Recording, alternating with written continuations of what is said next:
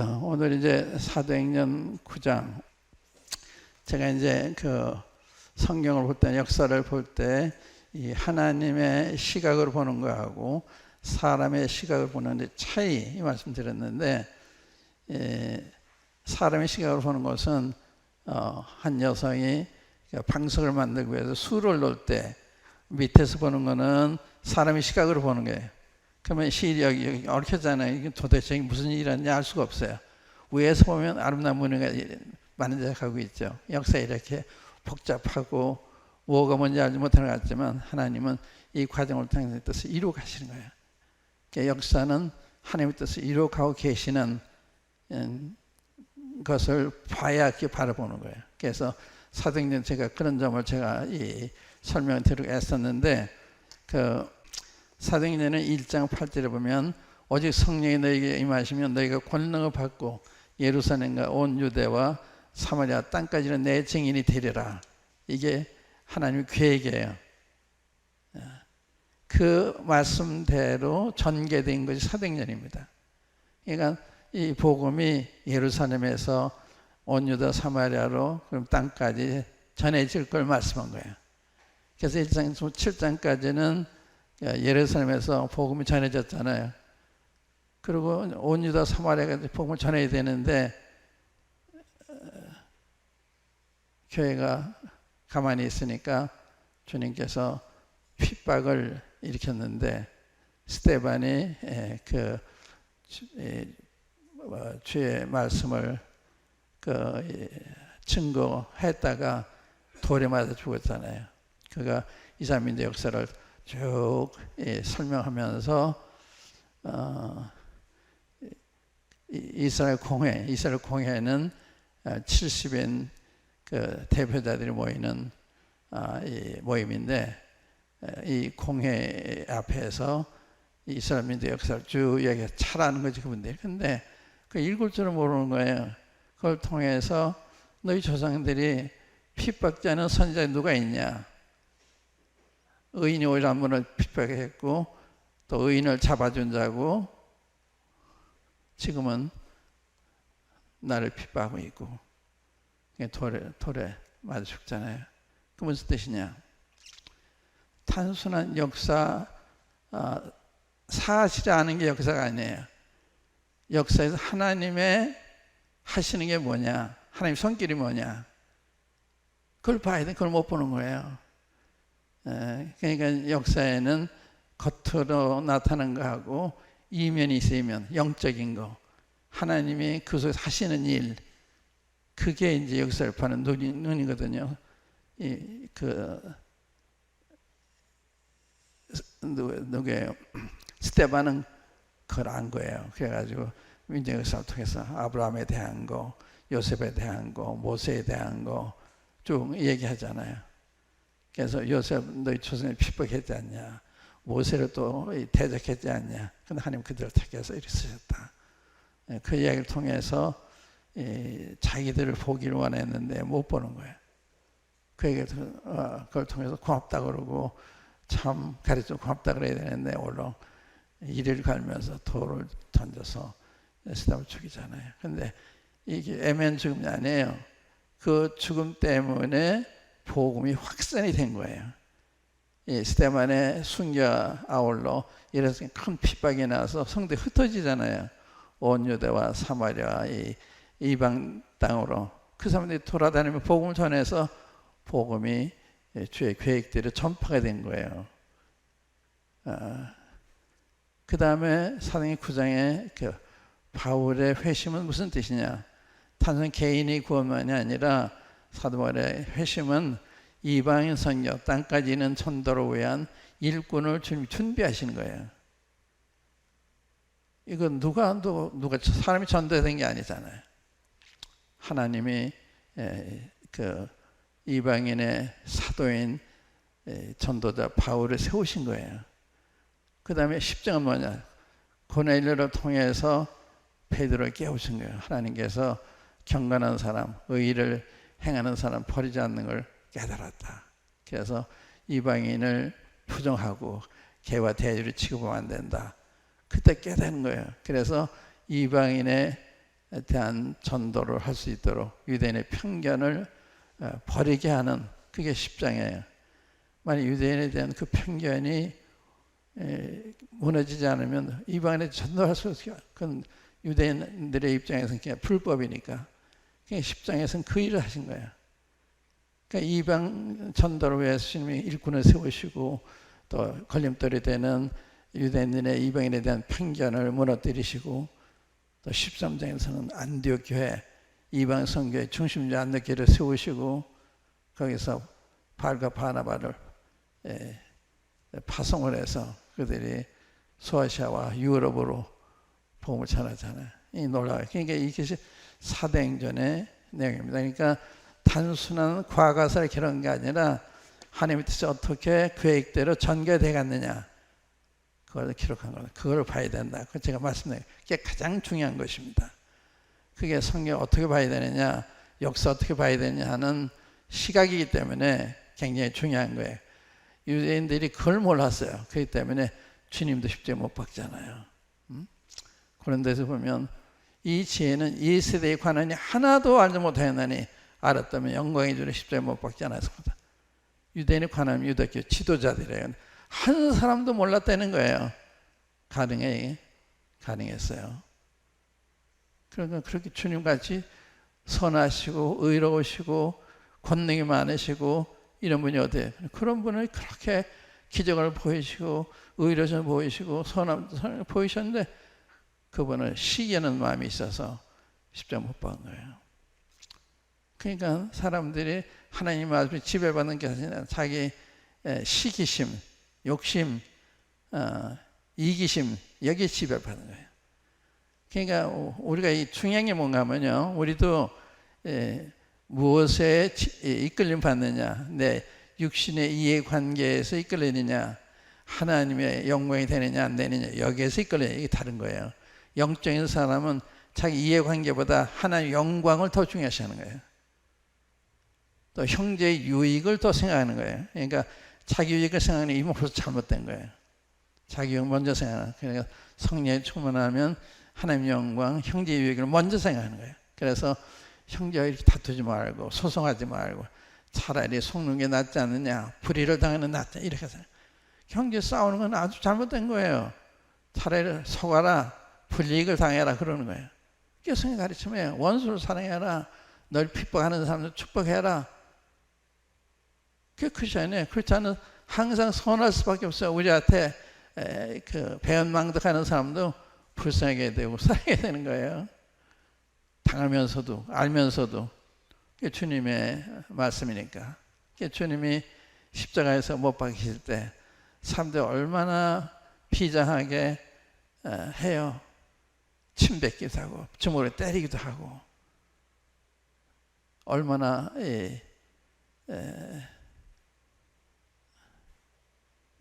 참 악하게 대하는데 주님은 뭐라? 주님은 아버지요, 저들 용서해 주세요. 몰라서 그러니까요. 그러시잖아요. 나도 미워하는 마음이 없으신 거예요. 성령에 충만하면 미워하는 마음이 없는 거예요. 나한테 잘못해도 그것이 초연한 거예요. 그 성령이 너무 받은 거예요. 그러니까 여러분들이 경우적으로 옳기 때문에 옳은 게 아니에요. 경우가 오라도 여러분이 자비를 따라 행하지 않으면, 은혜를 따라 행하지 않으면, 사랑을 따라 행하지 않으면 그건 잘못하는 거예요. 그러니까 초연한다고 하는 것이 그냥 내가 마음이 좋아서 그런 게 아니라 하나님 말씀 그걸 요구하시는 거예요. 그리고 성령에 충만한 그런 마음이 드는 거예요. 그렇기 때문에 스데반도 돌에 맞으면서도 주여 이 죄를 저들에게 돌리지 말아다나. 이게 굉장히 중요한 거예요. 이러한 그 영적인 그 것, 또 육신적인 것의 차이, 그걸 모르면 언젠가는 터져요. 부부간에도 교회에도 터져요. 분열되고 싸우고 이렇게 되는 거예요.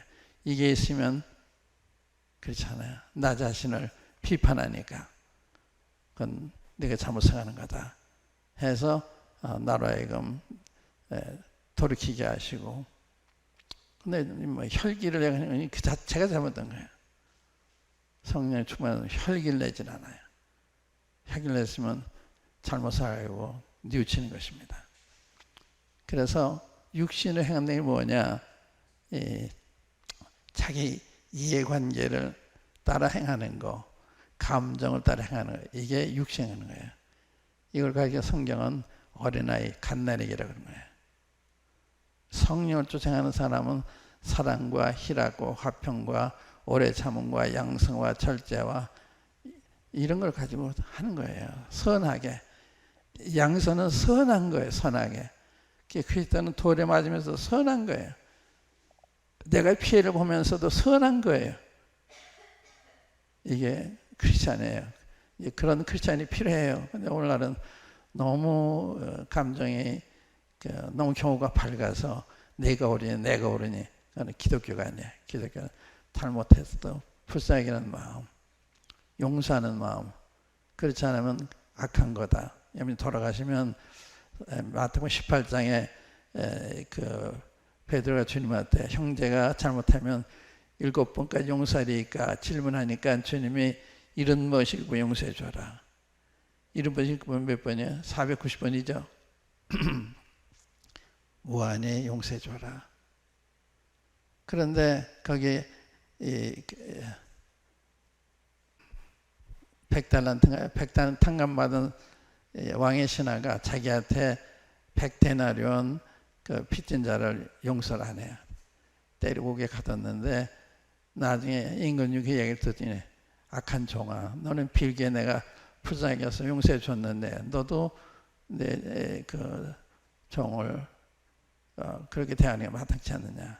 경우로 보면 악하지 않은데 자기가 받은 은혜, 자비대로 행하지 않았기 때문에 악하다 그런 거예요. 그러니까 그리스도인의 기준은 사랑이고 자비고 은혜, 우리가 받은 사랑, 은혜, 자비. 그게 근개 생동하면 그게 악이 되는 거예요.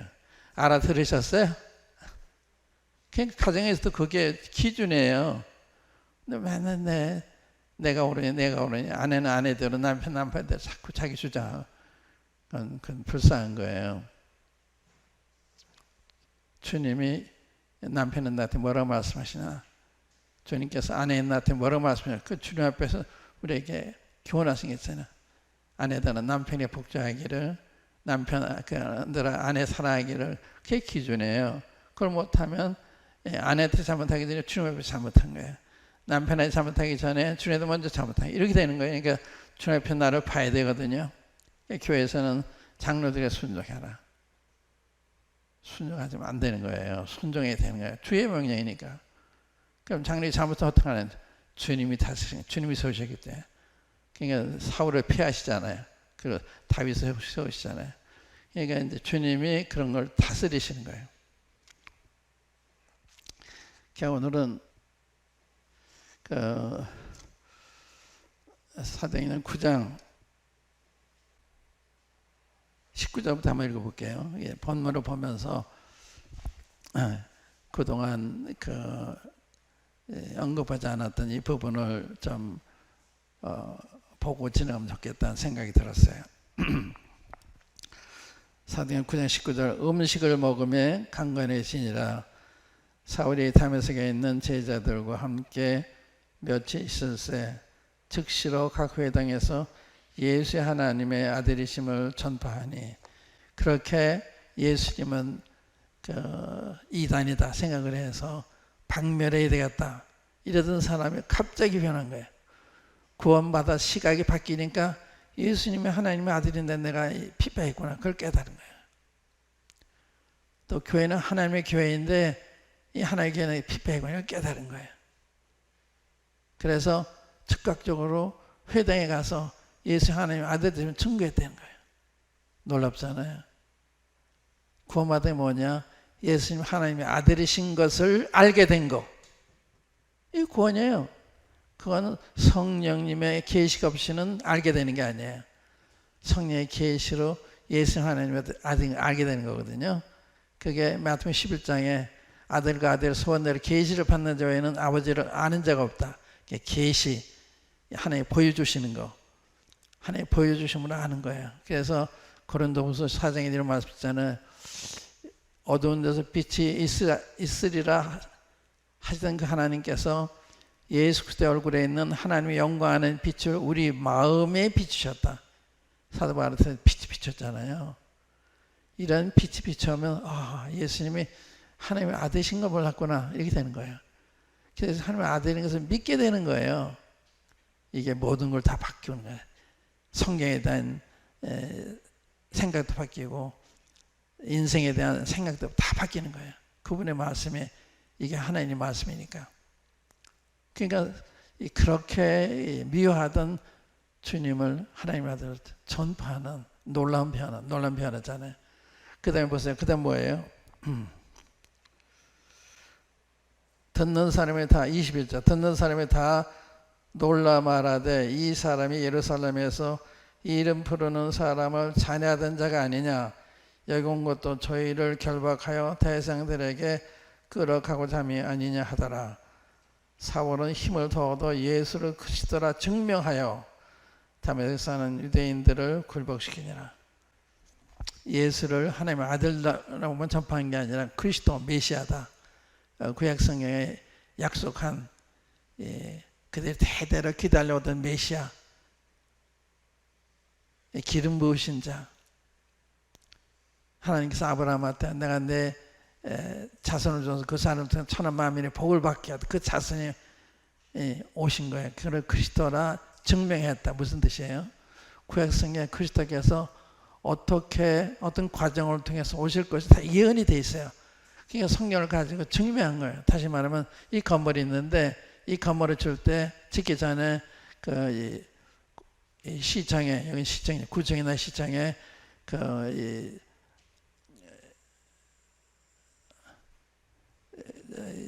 건축 허가를 받아야 되기 위해서는 제출하는 것 가운데 설계도가 들어 설계도.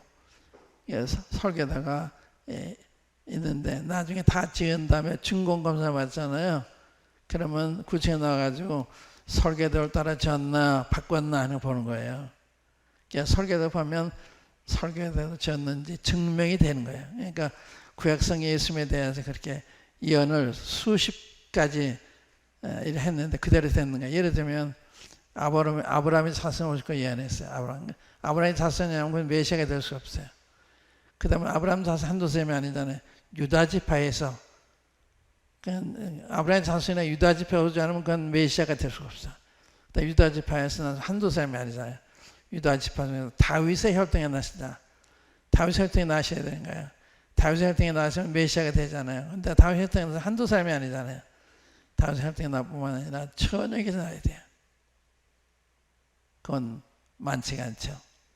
처녀에게서. 또 베들레헴에서 태어나야 돼요. 또 나세렛 사람이라 하는 칭호를 받게 됩니다. 나세렛 사시는 거예요. 애굽에 피난 갔다 애굽에 올라와요. 이게 전부 성경 예언이 되는 거예요. 가룟 유다가 은삼십에 팔리시는 것, 십자가에 못 박히시는 것, 부활하시는 것 전부 예언된 그대로 된 거예요. 그걸 증명한 거예요. 그러니까 성경은 증명된 하나님의 말씀이에요. 예수님은 증명된 하나님의 아들 메시아입니다. 그러니까 우리는 막연한 걸 믿고 있는 게 아니에요. 이 성경은 증명된 하나님의 말씀이에요. 안심하고 이 말씀대로 살면 돼요. 틀림이 없어요. 이 말씀 살면. 이게 절대 신뢰가 없기 때문에 어떤 건 순종, 어떤 건 안 하고 그러잖아요. 이 말씀대로 살면 틀림이 없어요. 하나님 말씀이니까. 그런 절대적인 하나님의 신뢰가 필요한 거죠. 증명한 거예요. 참 놀랍잖아요. 그래서 사도 바울은 그냥 하나님의 아들이라, 하나님의 아들을 안 게 아니에요. 그건 체험을 통해서 알았지만 말씀을 통해서 안 거예요. 그래서 증명을 한 거예요.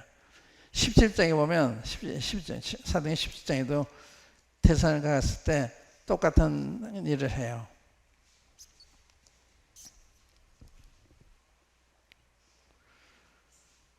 (17장 2절부터) 보시면 바울이 자기 규례대로 저희에게로 들어가서 새 안식일에 성경을 가지고 강론하며 뜻을 풀어 그리스도가 해를 받고 죽은 자 가운데서 다시 살아야 것을 증명하고 이르되 내가 너희에게 전하는 이 예수 곧 그리스도라 하니 증명했잖아요. 예수 그리스도 증명했단 말은 그 설계도가 있었던 거예요. 예언이 있었던 거예요. 이 예언대로 오셨잖아요. 주님은 성경이 증거하는 주님이에요. 그러니까 막연히 우리들이 주장해서 그 메시아가 되고 하나님의 아들이 되는 게 아니에요. 성경이 증거, 하나님이 증거하고 세례요한이 증거하고 예수 행한 일들이 증거하고 사도행 5장에 나오잖아요. 그러니까 예수님의 증인들이 있어요. 증인들. 하나님 아버지께서 이는 내 사랑하는 아들이라 내가 기뻐하는 자리 하나님이 증거하시잖아요. 예수님은 증명되신 하나님의 아들, 증명되신 메시아 그리스도. 그러니까 증명됐다 보니 성경이 증명됐단 말이 되는 거예요. 주님의 초림에 대한 구약성 예언이 그대로 이루어졌다면 주님의 재림에 대한 모든 예언도 글자 그대로 이루어질 거다 믿을 수 있죠. 그대로 지금 되어주고 있잖아요. 그러니까 우리는 막연한 길을 가는 게 아닙니다. 우리는 허다한 구름같이 둘러싼 많은 증인들이 우리 앞에 있는 거예요. 그렇게 놀라운 세계에 여러분과 내가 들어와 있는 거예요. 놀라운 은혜를 입은 거예요. 그냥 교회 왔다 갔다 이런 정도가 아닙니다. 세상에 몰라도 하나님 우리를 아시고 하나님 우리를 사랑하시고 우리를 보호하시고 우리 함부로 못해요. 함부로 하나님 가만히 계시지 않으세요.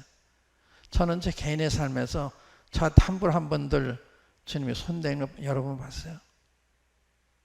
저 하나님의 자녀에 불과한데 함부로 하면요 주님이 다 손을 대시더라고요. 그래서 하나님의 종이도 함부로 하시면 안 돼요. 하나님이 거기에 대해서 보응하세요. 그러니까 모세에 비난했다가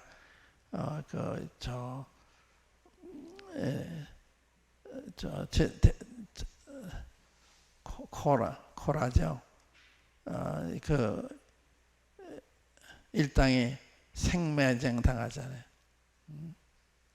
그리고 모세의 누나가 모세 비난했다가 문둥병자가 되잖아요. 그러니까 하나님의 자녀 다른 사람 함부로 하면 안 돼요. 하나님 다 보세요. 하나님이 자비를 대하시기 때문에 오래 참으시는 거죠. 자꾸 그러면 하나님 손을 대십니다. 제가 이제 아까 발이 이렇게 접질러서 큰일 날 뻔했다고 그랬는데 그 전날 대학병원에 가서 허리 수술을 제가 4, 5년 전에 받았어요. 그거에 제가 한번 1m 되면서 뛰어내려가지고 팍 주저앉은 적이 있어요. 항상 불안했거든요. 너무나 1m 떨어지는데 제가 1m 위에서 뒤로 내가 뛴 거예요. 앞으로 생겨 아니니까 펄쩍 주저앉아가지고 되게 제 체중이 되게 누리니까 굉장히 되게 압박이 됐는데 가서 엑스레이 다 찍었는데 그때 골절됐던 게 그냥 저절로 났는데 의사 선생님이 이제 졸업입니다. 더 오지 마십시오. 그 말 굉장히 좋더라고요. 그래서 내가 자랑스러워서 의사 선생님 졸업했다 그러더라고. 근데 그 다음날 제가 뭐예요? 안전하지 않잖아요. 제가 큰일 날 뻔했죠. 무슨 뜻이냐? 자신감 가지면 안 돼요. 사람 말을 너무 믿으면 안 돼요. 의사 선생님 말을 그대로 그건 그대로 사실이지만 그 자체로 영구히 졸업한 게 아니잖아요. 죽을 때까지는 졸업이 안 되는 거죠. 근데 그 얘기 참 좋아서 졸업하다 그러더라고. 그래서 여러분들 자신감 가지면 안 돼요. 예, 그건 주님이 싫어하세요. 우리 하나님의 손에 달려 있는 사람이지. 저 안현필 유명한 영문학자 되시는 분이 참 건강에 대해서 참 일가견을 가진 분이신데 그분이 난 문제없이 100세까지 산다 그러셨대요. 그런데 교통사고로 돌아가셨어요. 그런 얘기 하는 게 아니에요. 난 문제없이 이렇게 할 수 있다 그런 얘기 하는 거예요. 하나님이 허락하지 않은 거죠. 그런 얘기 하는 게 아니에요. 자신하는 이야기 그런 거 하는 거예요. 자신할 수가 없죠 우리가. 그래서 내가 그게 교훈이었어요. 여러분들 말씀드리고 싶었는데 내가 그 이야기 듣고 그 자체를 좋아할 수도 있죠. 그런데 그런 자랑스러워 생각했는데 내 마음에는 졸업했다 그래도 뭐 언제든지 또 넘어지면 어떤 일이 일어날 수도 있는데, 그렇기 때문에 그런 마음이 있으면서도 그 이야기가 자랑스러워서 다른 분들한테 졸업했다 그러더라. 그랬는데 아마 주님이 그 얘기 좋게 안 들으시는 것 같아요. 자신하면 안 돼요. 절대 아무 일에도 자신하면 주님 허락하시면 이것도 하고 저것도 하고 그렇게 얘기해야 되는 거예요. 여기 이제 증명했죠.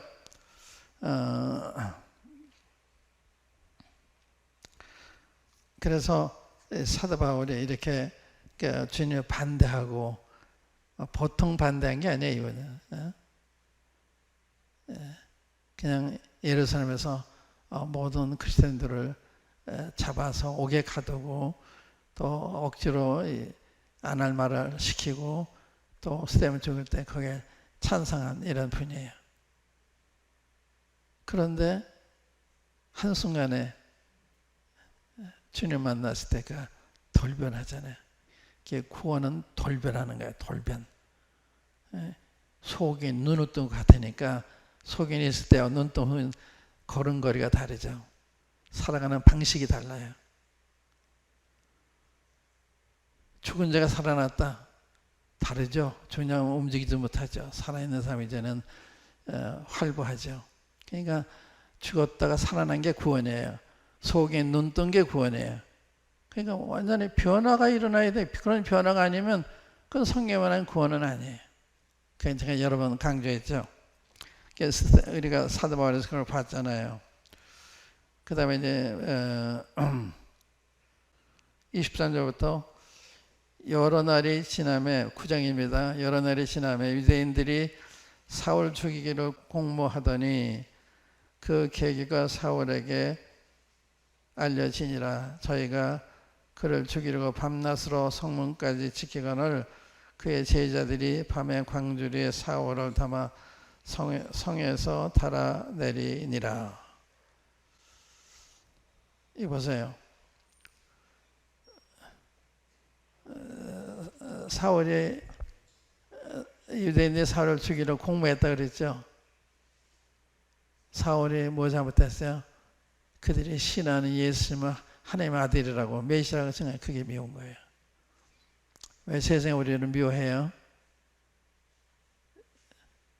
우리는 세상에 속하지 않았고 하나님에 속했기, 예수님에 속했기 때문에 세상을 따르는 건, 예수님 말씀을 따르는 게 싫은 거예요. 그래서 세상 나를 미워하면 너희보다 먼저 나를 미워한 줄 알아라. 세상에 미워하는 거 이상히 여기지 말아라. 당연한 거예요. 나를 핍박해서 너희들 핍박할 거다. 내 말을 들었으니 너희 말도 들을 거다. 그러니까 우리가 주님 안에 살 때요, 우리가 선하게 하는데도 사람들이 미워할 수가 있습니다. 그러니까 그래서 우리는 그 사람들한테 이렇게 눈에 띄게 행동하려고 그러질 않죠. 불의를 요구할 때 우리는 못하잖아요. 우리 부득이 글쎄요, 저는 못합니다. 이렇게 되면 그들이 할 일을 못하니까 미워하게 되는 거예요. 그래서 어둠에 있기 때문에 빛이 있는 사람은 싫어하는 거예요. 그래, 세상에 그리스도를 미워하는 건 당연한 겁니다. 핍박 받도록 되어 있는 거예요. 그래서 핍박되면 기뻐해라. 너희 전에 선자들도 그들이 핍박을 했다. 너희 상이 크다. 그런데 이 계기가 사울에게 알려져서 성문을 이제 밤낮으로 지키는데 제자들이 밤에 광주리에 사울을 담아서 성에서 달아내렸다. 이거 어떻게 생각하세요? 기도만 하면 되잖아요. 기도만 했어요? 광주에서 우리 할 수 있는 일을 하는 거예요. 우리 할 수 있는 일 안 하고 기도만 하고 그건 되는 게 아니에요. 물론 기도해야 되죠. 그러나 우리 할 수 있는 일 하는 거예요. 그런 게 많아요. 그러니까 우리 할 수 있는 일은 해야 되는 거거든요. 어떻게 보면 이렇게 믿음이 없나 이 생각이지만 그렇지 않죠. 그 다음에 26절부터 보면 사울이 예루살렘에 가서 제자들을 사유고자 하나 다 두려워하여 그의 제자됨을 믿지 아니하. 이렇게 유명한 핍박자였잖아요. 바나바가 데리고 사도들에 가서 그가 길에서 어떻게 주를 본 것과 주께서 그에게 말씀하신 일과 다메섹에서 그가 어떻게 예수의 이름으로 담대히 말하던 것을 말하니라. 사울의 제자들과 함께 있어 예루살렘에 출입하며 또 주 예수의 이름으로 담대히 말하고 헬라파 유대인들과 함께 말하며 변론하니 그 사람들이 죽이려고 힘쓰거늘 형제들이 알고 가이사라로 데리고 내려가서 다소로 보내니라. 이게 바나바를 쓰면서 바나바가 어떻게 해요? 바나바가 가서 대변을 해주잖아요. 사울의 변화된 간증, 그 다메섹에서 어떻게 복음을 전한 거 다 얘기하잖아요. 바나바는 어떤 사람이에요? 바나바는 세워주는 사람. 원래 이름은 바나바가 아니잖아요. 우리가 오전에 보면 바나바는 원래 레위 사람 요셉인 그러죠. 근데 사도들이 이렇게 형제들 세워주고 권고하는 사람이 때문에 권위자라는 이름을 주었어요. 바나바가 지어준 거예요, 사도들이. 이게 세워주는 사람. 그러니까 바울을 바나바가 세워줬어요. 이때 바나바가 없었으면 예루살렘의 영접도 안 됐을 거예요. 그런데 바나바가 바울의 변화된 거, 행한 거 이거 다 얘기하는 게 받아준 거죠. 바나 같은 사람이 필요하죠. 형제를 세워주는 사람. 형제에는 장점이 단점이 있잖아요. 단점은 주는 게 맡기면 돼요. 장점만 얘기하면 돼요. 단점은 주는 게 맡기고. 그러면 형제를 세워주는 게 돼요. 사람은 장단점이 다 있잖아요. 그런데 단점은 주는 게 맡기고 좋은 점이 이렇게 세워주면 그게 잘하는 거죠. 그런데 우리가 사랑이 있으면 사랑하는 사람은 좋은 점을 이야기하게 돼요. 사랑이 없으면 나쁜 점을 이야기하게 돼요. 그러니까 남에 대한 이야기하는 건 그를 내가 미워하기 때문에 사랑하지 않기 때문에 그렇게 되는 거예요. 그렇습니까? 안 그렇습니까? 사랑하면요 좋은 얘기를 하는 거예요. 좋은 얘기. 형제에 대해서 잘못이 있으면 나도 있는데 나도 잘못이 있는데 해서 문제를 안 하는 거예요. 그건 주는 게 맡기고. 그러나 이것이 공적으로 교회에 피해가 된다. 이럴 때는 이제 장로들이 모여서 어떻게 처리할 건지 얘기를 해야 되겠지만 또 필요하면 교회한테도 알려야 되겠지만 그런 건 있어요. 뭐 사도 바울이 누굴 조심해라 주의하라 그런 것도 있잖아요. 그러니까 이제 그런 경우도 있지만 일반적으로는 사랑은 허다한 죄를 덮는 이런 거기 때문에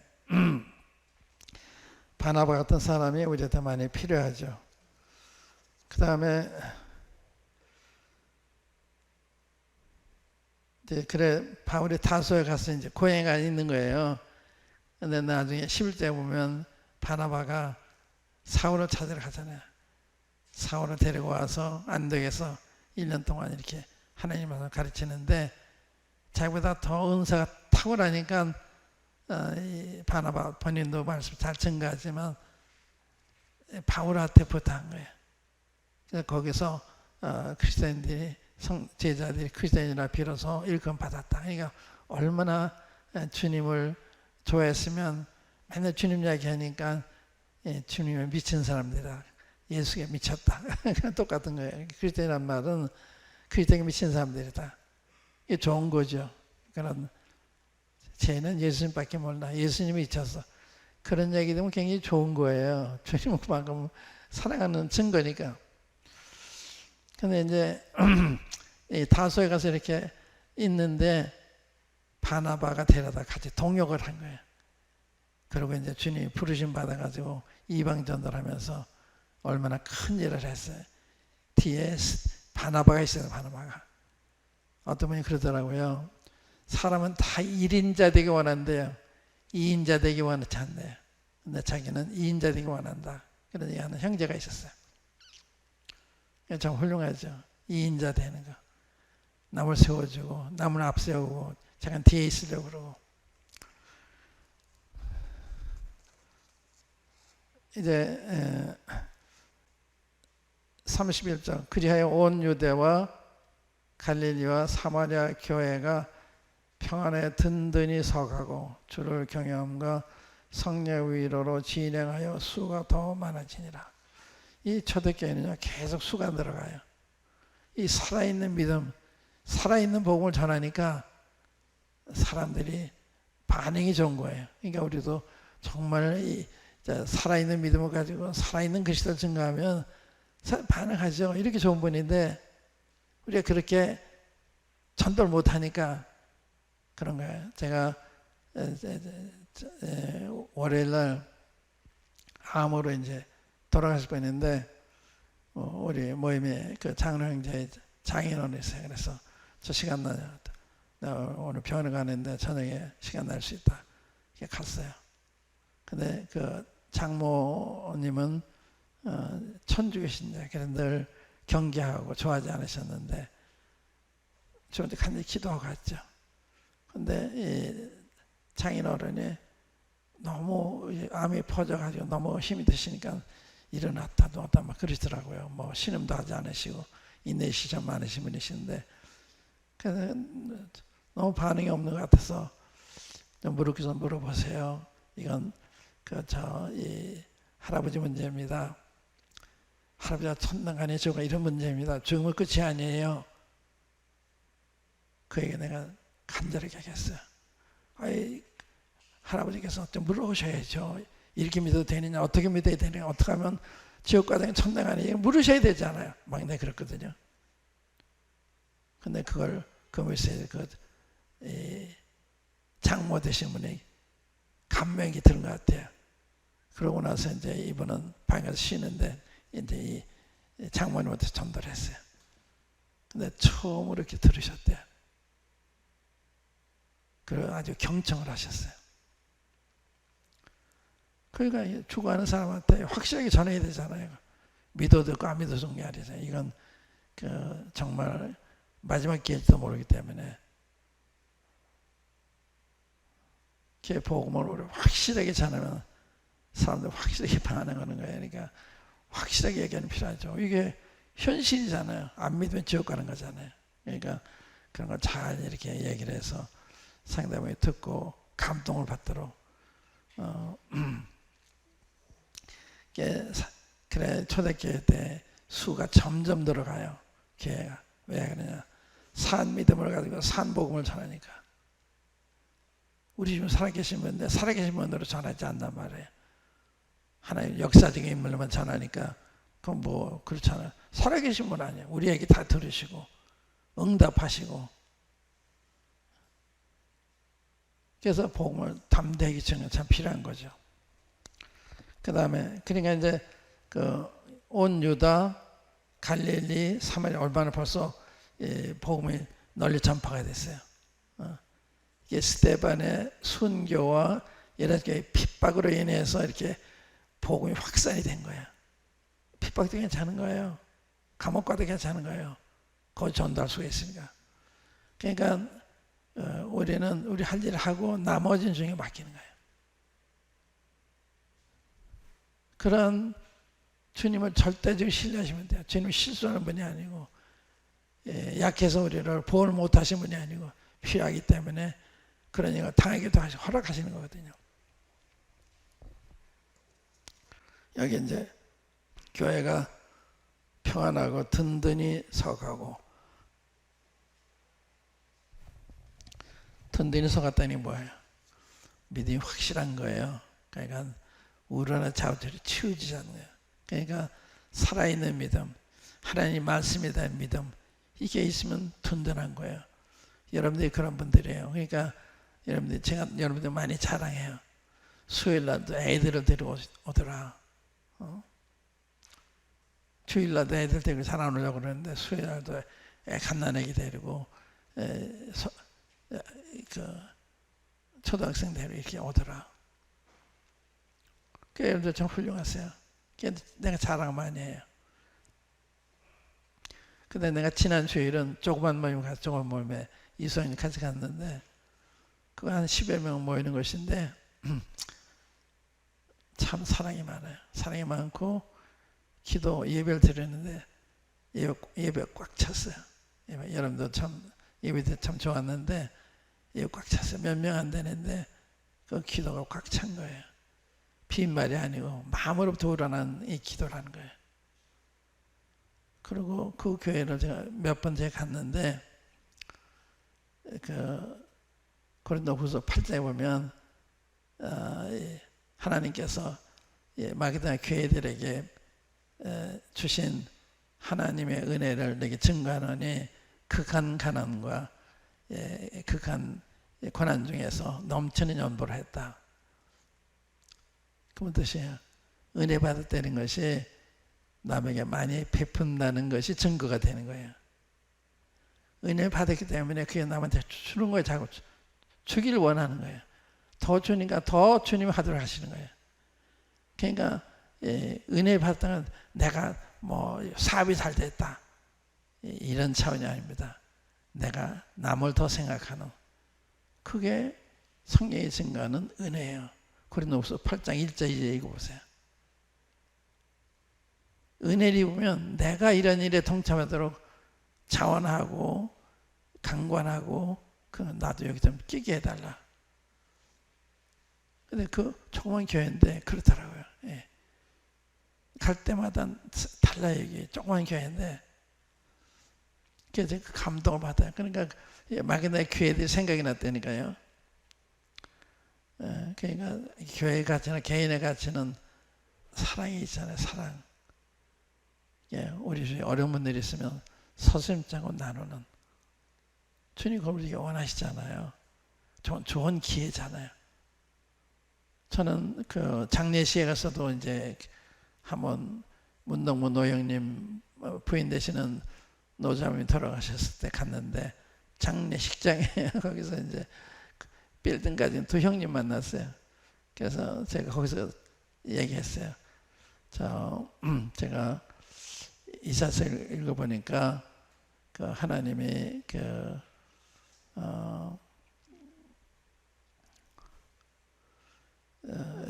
히스기야 왕한테 내 집에 유언하라 하는 말씀이 있는데 내 집에 유언하는 말씀이 내 집을 정리해라. 영어로 보면 그렇더라. 형님들은 죽을 준비를 하고 계십니까? 네, 그랬어요. 갑자기 오랜만에 만났는데 그러니까 당황하죠. 갑자기 죽을 준비를 했느냐? 죽을 준비를 하고 가정을 정돈하고 살고 있느냐? 그러니까 당황하죠. 그래서 형님들 자식들한테는 꼭 필요한 것만 넘겨주시고 나머지 주님 앞에 드리세요. 그래야 주님 하나님 가면 찾을 게 있잖아요. 우리 은행에 저금한 만큼 찾을 수 있죠. 하늘에 저금해야 찾는 거예요. 안 그냥 가시면 그냥 끝이에요. 아세요? 그러니까 우리의 선행 이런 거 전부 하늘에 다 쌓이는 거예요. 그걸 생각하니까 헌신이 재미있는 거죠. 헌신하는 게. 그러니까 지금 아는 사람들은 더욱더 헌신하려고 그러는데 그걸 모르는 사람들은 헌신의 그 기쁨을 몰라요. 우리 이수원 형님 계시는데 제가 이수원 형님한테 많은 거 배워요. 옛날 그 결혼하기 전에 저하고 저 제주도 한번 같이 간 적이 있는데 그때 검은 고무신 신고 다니고 또 시골에서 전기도 안 들어오는 데서 사시고 식당도요 순두부집 이런 거 가요. 또 연수가 가요. 나도 그런 데 가니까 참 거북스러웠는데 그런데요 요즘 음식점 가잖아요. 저번에 먼저 가서 돈을 다 냈어요. 그러니까 내가 초대해도 저번에 다 냈어요. 그 먼저 내니까 나중에 내려고 그러면 받았다고 그래요. 그러시는 분이에요. 그러니까 이게 주기를 좋아하는. 그러니까 주님이 그만큼 복을 주시니까 그렇게 하는 거예요. 그러니까 어떤 우리 몸에 장로 형제님이 같이 식당에 갔는데 내가 초대했거든요. 그 형님이 또 벌써 들어오면서 내더라고요. 그러니까 배운 거예요. 꽤 잘하는 거예요. 왜냐면 제게 작은 형제 하는 걸 그건 내게 한 거다. 그렇게 말씀하시잖아요. 그러니까 주는 것이 받는 거예요. 우리가 씨앗 하나 심으면 몇 개 얻어요? 수십 개, 수백 개 얻잖아요. 하나 심어가지고. 이렇게 하나 심으면 잃어버리는 것 같은데 잃어버리는 게 아니에요. 더 많이 생산하는 거예요.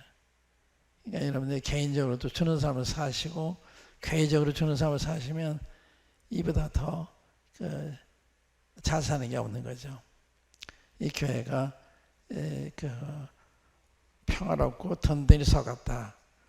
또 주를 경외함과 성령의 위로로 진행하여 수가 더 많아지니라. 이렇게 사시니까 얼마나 여러분들 믿는 주님을 믿고 싶어 아니겠어요? 그래서 이렇게 다른 사람들이 여러분들 보고서 저분이 믿는 예수면 나도 믿고 싶다. 이렇게 돼야 되는 거잖아요. 그러니까 그렇게 사시기 바랍니다. 여기까지만 해야 되겠네. 시간이 없어서